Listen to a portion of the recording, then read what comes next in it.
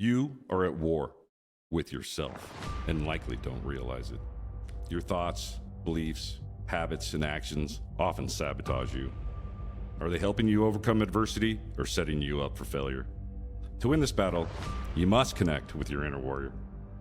We all have a warrior within us, one that strengthens our resolve and helps us to rise to meet life's challenges.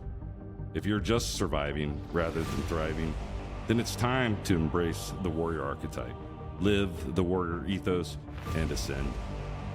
If you are a veteran, first responder, or someone looking to take charge of your life, find your tribe, and then be the hero of your own story, this podcast is for you.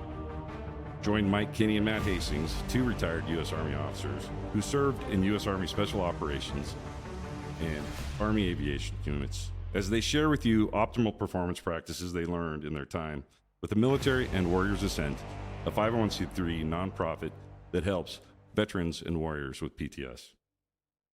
Well, all right, welcome to the Warriors Ascent podcast with your hosts, Mike and Matt, and we are back with Briana Goff to continue the conversation that we had last time. So, again, all of your bona fides, all the things that you've done, all your credentials.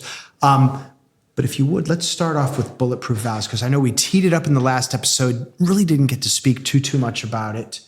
And let's use this as the point of departure. So please take it away. So I mentioned in the last one that I had, in the early 90s, worked at the VA. And that really sparked the interest that I had working with military and kind of expanded it then. But really, over the last 30 years, working on research, clinical work for couples particularly. And so done a lot of research. We did a research study starting in 2005 with military couples, specifically from Fort Riley.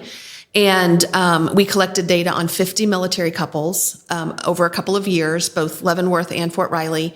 And what we wanted to do, we did lots of research with that, but then we did a follow-up study, 2015 and 2016, so about 10 years later. Yeah. So you can imagine what that was like as a civilian trying to find people that, often didn't want to be found, and we didn't have the military or government to help with. Right. So we ended up finding, and I think we had data from 26 of our 100 participants, 50 veterans and 50 soldiers and 50 spouses, and then interviews with 16.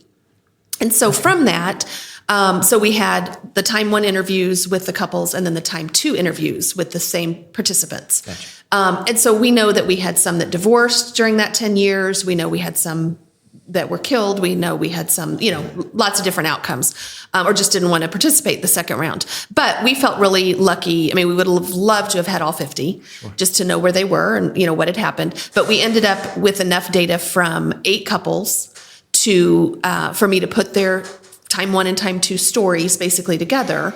And so I actually started the book about 3.5 years ago. And then, I'd start it and then I'd put it aside, get busy. So I went through a program last year to actually write it, or 2 years ago. I started in January of 22. I have to look. Now I've forgotten. How terrible is that? No, I know. I say it in here. It all just blurs. Oh my gosh. 1 year into the next. I have the backstory. Nope. The day, what do they say? The days are long and the years are short. Yes, it is. It must have been January 21. And then, no, because last year was 23. So January 22. And then it was I won't go into all the details, but it was a fire hose experience of writing the book. It was all online, but it was incredible. And so by January of 23, I had the published book. And it's basically the stories of 8 couples told from both participants' experiences, both the soldier during combat and then post. And, we had a really a very resilient group. They were still married. They were all still married to one another. We only had one couple that had been diagnosed with PTSD.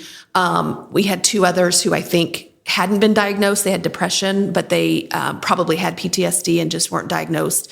And that would be about the statistics. But the really cool thing was there's a lot of literature out there that tells the soldier's story. There's lots of individual books like Lone Survivor. It tells the soldier's story. And there's books out there that tells the spouse's story. But this is a pretty unique because it tells both sides and what they were experiencing. Right. She'd get a phone call, she was, what's happening and that kind of thing. So No, that's so. Were there any? I'll say kind of takeaways. key takeaways. Yeah, right, exactly. yeah. I think definitely the resilience. And again, we had a group that were still together. The communication was key. Okay. One of the things that I actually learned about in our earlier research with this group, but then it really came out, is a term that we refer to as protective buffering. And so it is an interesting term. Yeah. It's started with research on couples who are experiencing cancer. And it's basically, I am protecting, again, going back to that protector, I'm protecting my spouse by not sharing some of what I'm experiencing. So not experiencing the pain of chemo, or not experiencing, or the healthy spouse not talking about their fear. Same thing that we found. We referred to it as secrecy initially, and then I ran across this term, and it really is. I'm not going to tell you everything that I did in war, because you don't need to hear all of that. I'm not going to tell you how bad everything was or how much I worried about you. Or, I'm not going to tell you all the things that are happening with the kids to protect you. So there's some element, and that was one piece that came out in all of their interviews, was there was some element of, I understand and I don't want to know it all. Right, type thing, right? And so both of the partners and all the couples talked about the protective buffering and that part. So it was kind of, I'll call it a virtuous mean of still sharing, still communicating, so it's not like, nope, everything's good. Nope, that's it. It wasn't that. Yep. But it wasn't like, oh my God, let me tell you all the horrible, and then you're like vicariously traumatized by just, the very graphic and detailed recounting of everything you went through. Or knowing they would go back again, because when we started, it was the very early, 2004, 2005, knowing they'd go back again. I don't want to know, because then I really will worry, because I will know what you're doing. Right. So, that was always my biggest fear, is like, I'm going to go again. And if they know what I was doing, so exactly. Mm-hmm. I think you're doing a good job for your family by not telling them. Yeah. And I think, and that's part of it. And I think, again, the spouses understand that too. The other piece, I think, was just the reality of, and I know we say this, but I don't think people really get it. What our soldiers go through is unbelievable. I, as a civilian, have absolutely no idea what they go through. Neither does the spouse. But those spouses and those family members, they're right there with them, and they're right there doing what they need to. And, there were funny stories that they would talk about, there was sadness, and I think that's part of it, is it's life. It's their life together, and being able to, the combat and the deployments are a part of it, and they're a critical part of it, but they're all in it together. Right. Yeah. So. No, that's good. So one of the other things we talked about is there still a stigma, so I don't know, maybe that has relevance to what it is that you I'll say uncovered or discovered, in terms of, the military couples, if there was, just the thought of like, I don't want to tell my spouse that I'm suffering. Yeah. And I'm sure that has, relevance beyond clearly just military spouse, just PTSD sufferers in general, but speak to that. But it is interesting that you say that, because that was I had the one that had severe PTSD was ordered to go to therapy. The others that went to therapy after, and several of them did go to therapy, it was always after they got out of the military, because they didn't want the stigma. Mm-hmm. And I think that's a real thing. I mean, I definitely think it still is. It might even be worse now. I don't know. They've done a lot to try to combat stigma, but I had talked about a year ago. I went back to Fort Riley to a change of command and spoke with a guy, and he was leaving the battalion command, and he said, I asked him that question. I'm like, is it better now? And he said, it's a little bit difficult because everybody wants to go to psych, and you can't ask why. You can't say no. And so it comes back to the guys are lying. They're only doing it to get out of things. Mm-hmm. And so it's kind of a reverse stigma. Yeah. But he said, the problem is I'm struggling to get my mission done. Yeah. And so it remains a problem. And I don't know if the active force is they're going to see people, that's great. But you can see it outside. You can see the people who are out. They're not going to get help. No. And I think we're touching on a lot of reasons why.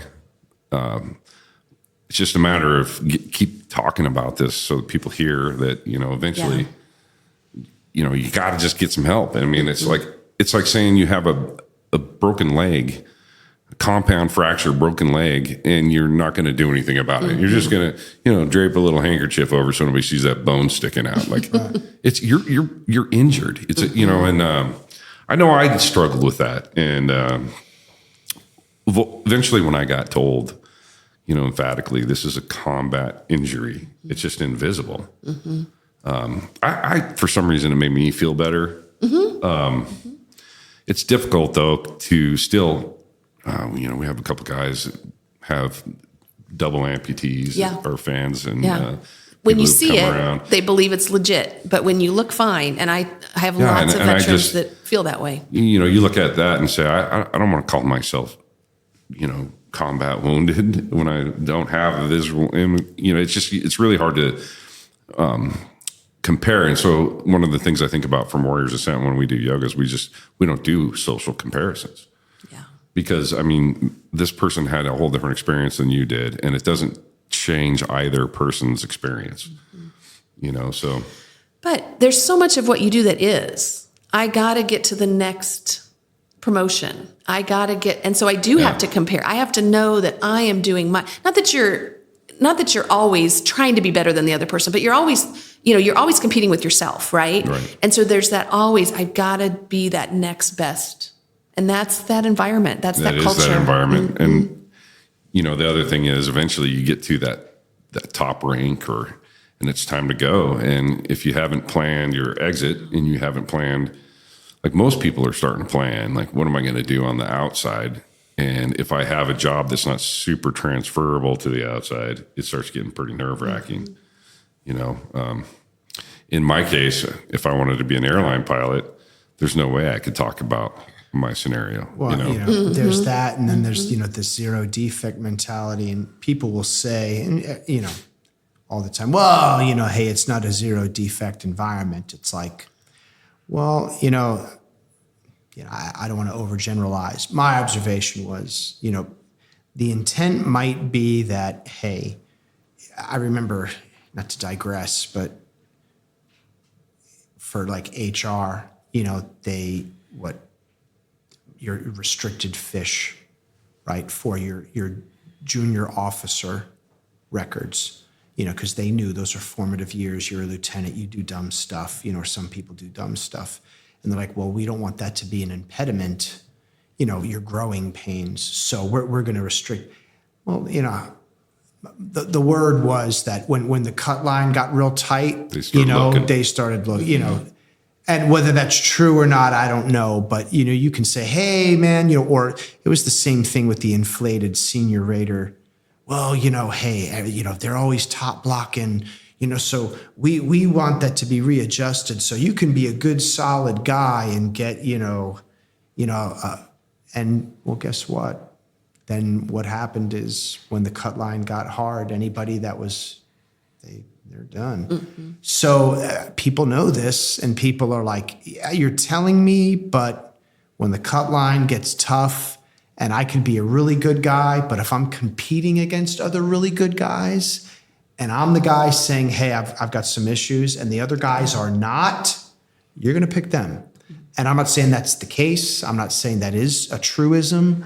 But it's a very real concern because you're like, all things being equal, you're going to look for one discriminator that you can say, hey, these 2 or 3 guys, they're really pretty close. What gives one guy the nod? Because I can't promote all of them. Hey, this guy said he's got, okay, great, boom. Well, and that's where I think things like the military family life chaplains, it's not on your record. There's a lot of programs that they've tried to do to try to reduce the stigma, to make therapy available. And I guess that's where I go back to, I wasn't what you were looking for initially. Right. But whatever I said, you came back, right? Right. And, I try to be very real. And I jokingly said, the F-bomb, but probably it was me that said it, because, you know, I worked with the Vietnam veterans and yeah, I mean, I heard a lot of things that at 21 years old, I probably hadn't heard much like that before, but, you know, knowing it's part of the culture, and I just refer to it as punctuation. But so many times that first person you meet, the first person, if you do say, I need help, for lots of different reasons, isn't helpful. They're not what you expected. You had to explain all the acronyms. You had to explain, you know, you didn't want to tell them because it didn't look like they could handle any combat information, you know. And so that's not a good fit. And so you give up, right? Instead of just recognizing that wasn't a good fit, maybe I need to try somebody else. And that's where I think you guys talking about your own walks and being able to say, I was there and this is what I did. And it wasn't easy. And some of the other things that happened to me that I think are similar, I went to, a local VA center that's not associated with the big facility. And I went to group therapy in there, and it was great. It was fun. And that was the problem. It was fun. And it really ended up being just a big coffee club. Yeah. And you come to find out most of those guys have been going to the same place for 8 years. And I realized, like, I don't want to keep doing it for 8 years. I mean, to me, that's not a successful therapy. I agree. So, you know, I just quit for a while. And then you start thinking that I can handle this on my own, or I'm just going to fade into the woodworks and it won't matter. I went through a whole bunch of cycles until I finally said, you know, I want to find somebody who's going to help me do something about it. Like, I don't want to just bunch of theories. I want actions, you know? And so I think, though, I was upset about the EMDR. It felt like it was actionable, you know, and I could go home and I could write about something, you know, and it may be not a big trauma, but it was just something I picked that day, you know, and, what it helped me do was just it was something related usually to Yeah. something that had come up, even if it didn't feel like it was the big thing. Yeah. But, you know, the other thing was we offer at Warriors Ascent, when they leave, we offer them an opportunity to plug into like Better Health, which is a online thing. And we've partnered with them, and we hardly ever get anybody to utilize the service for them. And again, it's like, even though people found something, wow, this program really helped me, and I know that there's a way that I can change myself, there still is something about just like, I don't want to go to therapy. Well, you all, I think, I don't mean to overgeneralize, but motivational interviewing, you're familiar with that, obviously. And that's what, you know, I've had a few discussions with people about that. That was new to me. I'm like, oh, so you're just motivating people? And it's like, no, that's not what it's about. Motivational interviewing is about getting somebody to kind of adopt and stick with their course of treatment or whatever, as I understand it. So it's where, you know, a therapist is like, all right, I've listened to you. I've heard you. What's it called? Case conceptualization. You know, all right, I've heard all about you, what you've been through. This is kind of the sense that I get. Here's some tools that I think might be good for you and whatever else. And here you go. And then you get to your point. Some people are like, like, you're paying me good money. I'm mapping out a course of treatment for you that I think is going to be very beneficial based on what it is you've shared with me. And you're very reluctant to stick with it. Why? It's change. It's, you know, change is tough. Change resistance. Is hard. It's resistance to change. You know, then there's another book I'm reading that speaks to that. I'm trying to remember what it was, what I'll say the psychological component was, but in essence, it's pushback. It's when somebody tells you, you need to do this, even if it's the right thing to do, you're like, because you told me, no, I'm not doing it. And there's a term for it. It's like something like psychological resistance or something. But but some of it is that, okay, now that I've heard you as a professional clinician, Briana, here's what you need to do. And people are like, but that's not what I want to do.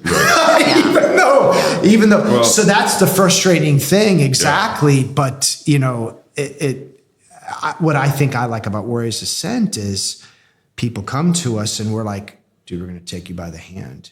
And because kind of we have control, we're going to take you through it, and we're going to demonstrate. And because we're there with you, it would be uncomfortable, I'm sure, for people. I'm not participating. It's like, no, versus, hey, go home and do this. Yeah, and they're they not can just Everybody's go, all together. right. And there's a little bit of peer Everybody's going through pressure. it. There's a little bit of, all right, I don't want to be the odd man out or odd woman. I'll do. But lo and behold, come day for, they're like, I feel pretty good. It's like, because we kind of, I won't say made you, but we really were kind of insistent that you do the right things. And it's amazing And sometimes when you do it's- the right things. And sometimes it's just doing something different.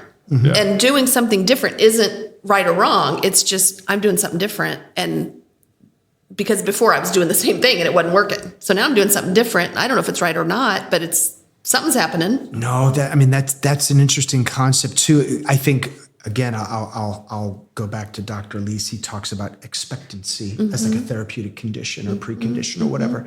So there's some where, it's like, hey, it's the actual curriculum, right? Like, all right, hey, what we're teaching.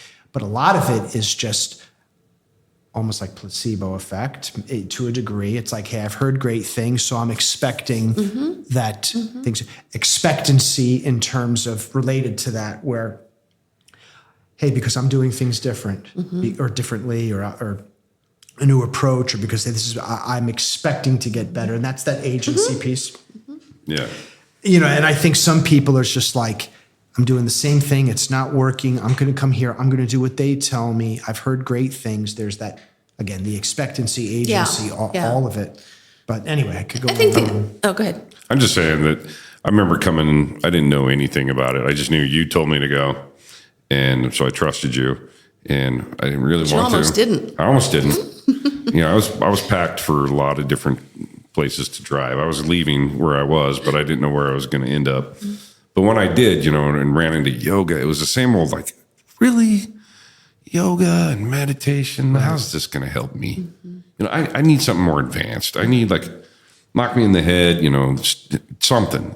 And I was wrong, of course. And it's that pushback right away. It's like, I'm ultimately, It seems so I'm simple. And I was so mad at myself for needing to be there. And that was overwhelming a lot of the things that were my normal logic.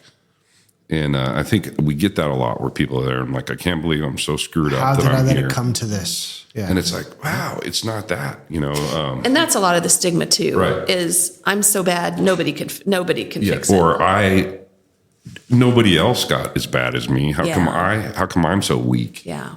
Right. Right. And it's that like, weakness is a come to big find part out of every this. single buddy has the same exact feeling. Well, Sim, that's another great point is the multimodal group therapeutic piece. So the multimodality in that, hey, you're not putting all your eggs in one basket. You're coming at from many different directions. But so many of our participants, if you ask them, it's like, are you seeing a therapist? They're like, yeah.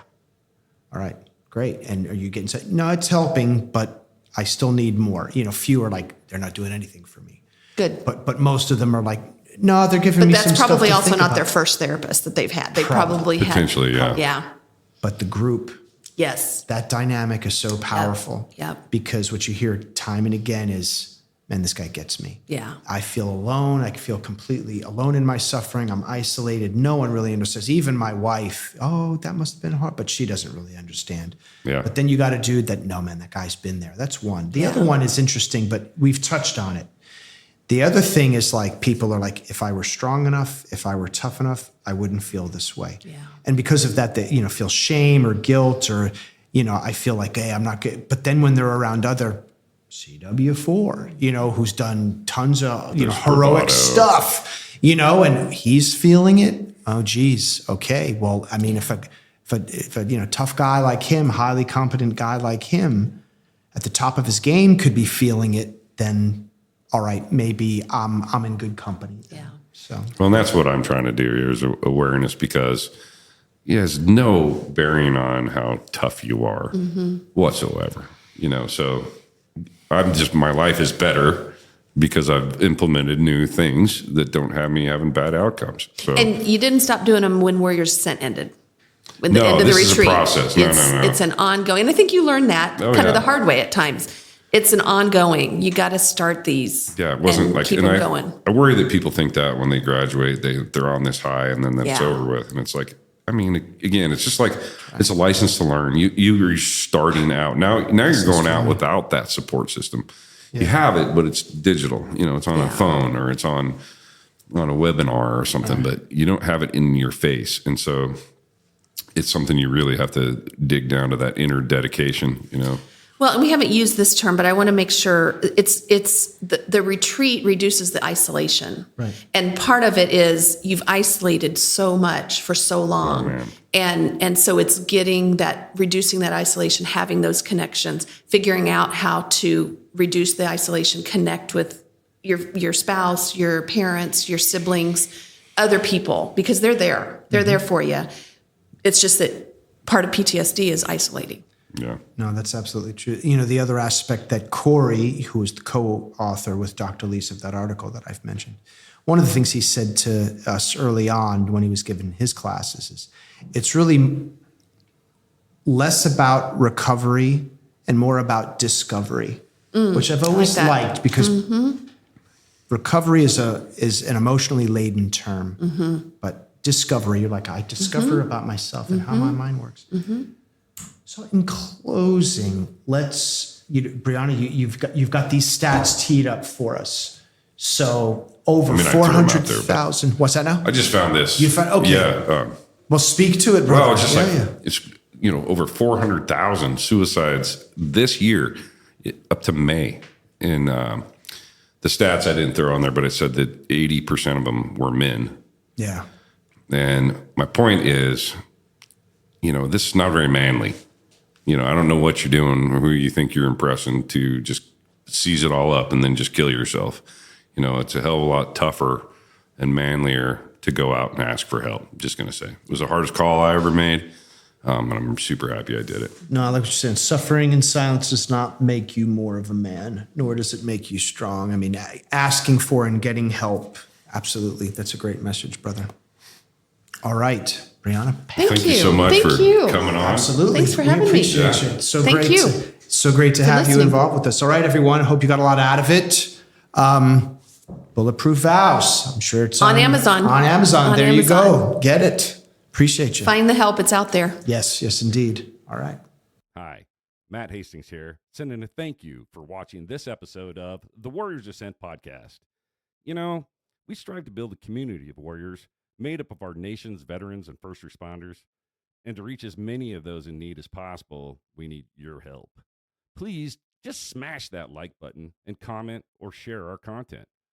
Warriors Ascent is a Kansas City-based nonprofit that aids veterans and first responders with PTS. I went through this effective program and want those that are struggling to find what I found. Check us out on our website at warriorsascent.org.